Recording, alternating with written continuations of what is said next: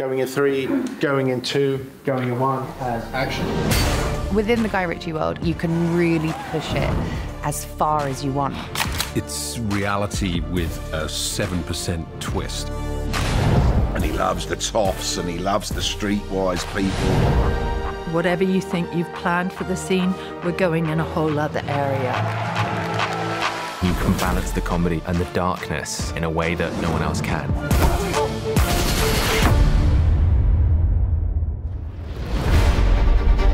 It was a very complicated evolution, British aristocracy. There's been a highly evolved and developed subculture. It's so integrated in us as a society to have this class system. Pleasure. Huge family generational seats, you know, dukedom passed down for hundreds of years. His Grace, the Duke of Halstead. If we're trying to put across this idea of the aristocracy, there are certain things you kind of can't cut corners on. The locations are going to do a huge amount of that work for you. The first job really was to pick the home, Halstead Manor.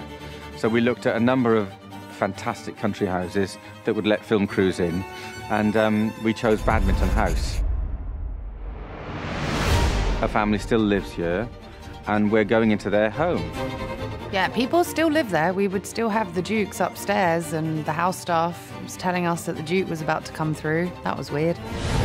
So there are tired bits, and there are cracks, but the paintings and the majesty is still there. We're very privileged to be allowed to film in them. From the top, pal. Dodger, Your Grace. Thank you, Geoffrey. That's very kind. One of the strengths of the Gentlemen will be the characters, because they are different. Susie Glass has the best style on the show, as far as I'm concerned. It's the clothes you wear, it's the way you wear them, and it's the absolute arrogance that you bring with that. The brief really was just to give her an absolutely fantastic, powerful wardrobe. She kind of adapts to the different environments that she's in, almost like she plays dress up for whatever the occasion calls for. There are so many different characters. Every fitting is a completely new challenge. Every fitting is a completely new story. I had no initial conversations with Guy about the character. The first time I met him, I was dressed up in a full-length chicken suit and was taken to his trailer. And someone knocked on the door, he opened it. I decided to try and be funny because I was like, Guy Ritchie's kind of a funny guy, so I was like, does anyone order a massive cock? Who's the chicken now? Fuck off! This is Freddie's chicken soup. So we made this by hand from scratch. Obviously went for the cockerel rather than a chicken in order to have more colour. The whole movement through the wind, it just looks absolutely beautiful. It added to the drama and ridiculousness of the whole situation. And scenes like that where you're able to push the envelope into a darker space while maintaining comedy is obviously what Guy does really well. Take a breather, son. There's been a hole in my soul, the shape of Vinnie Jones, for the last 20 years, that has now been filled. We haven't worked together for a long time, and then just got a random text from him saying, got something for you. That was it. So yeah, just stay in first position. Give it a go. Don't do the old movie. I don't think I can do that. Yeah. In the weed game, it's a relatively inefficient way of making money. That said, if you own the lane, there's a lot of money.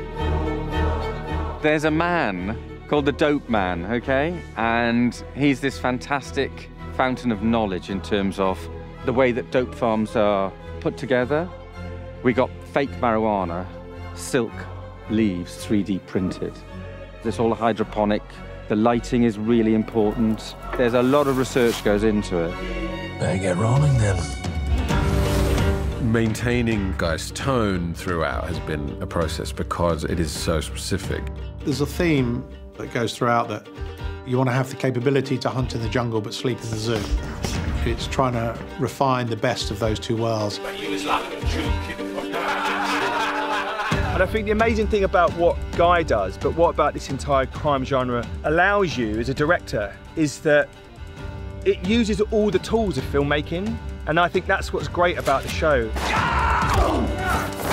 It's got flashbacks slow motion, it's non-linear editing, text coming up on screen. Are we good? We put the camera inside bottles, we put the camera on the side of guns, we put the camera on everything.